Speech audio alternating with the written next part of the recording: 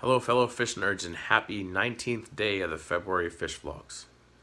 Today's video is an update to yesterday's video, which you see playing behind me. If you want to find out more about this story of yesterday's video and the details and what went on, post a link to it right here, go check it out.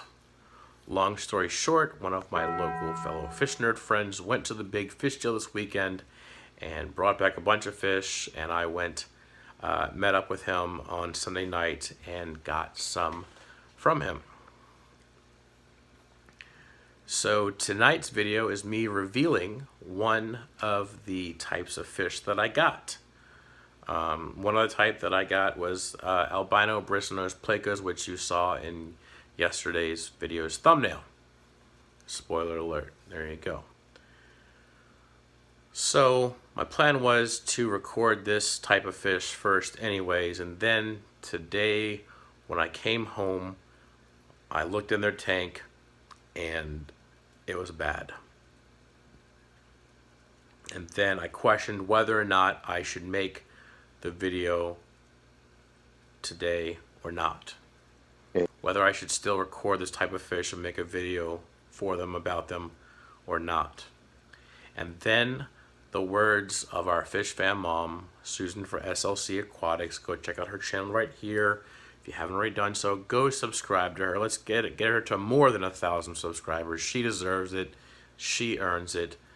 She is one of the nicest ladies I've never met in person yet. Anyways, the words that she said over a year and a half ago, it was on a live stream I think she was on, and she said, you know, we as the fish fam, we as fish keepers, we should be real with each other. We should be there for each other. We should post videos, make videos of good and the bad of fish keeping. We should let people know that keeping fish is not always rainbows and sunshine. There are some down times too. And that's what today's video is. I struggled with making the video. I was like, should I make it or not? It's like, it's kind of bad. I don't want to post a bad video, but sometimes life isn't always beautiful. But it's definitely worth it. So I followed Susan for SLC Aquatics, words of wisdom, and I'm making tonight's video. And I'm being real in this video. I mean, it is not staged. I got the camera out, the phone out, started to record as soon as I got home and noticed it. Set up the tripod, started recording. So that's what you're gonna see. It is sad, but I want you to know that I'm being real with you. I'm going to be honest, and that's what I think we should all do. Is we should all be honest. And I appreciate your honest, constructive criticism in the comments down below. I appreciate the sarcastic comments, especially love those. So keep those coming. Keep those sarcastic comments coming. So, with that being said, I'm not going to beat around the bush anymore. I'll see you on the other side of the intro. It's MrScienceGeek. I hope my tanks don't leak. If it's information that you seek, be sure to tune in each week. In my videos, take a peek. My singing and my jokes really read. Alright, so here you have it. A new fish. These, if you can tell, are real red albino guppies.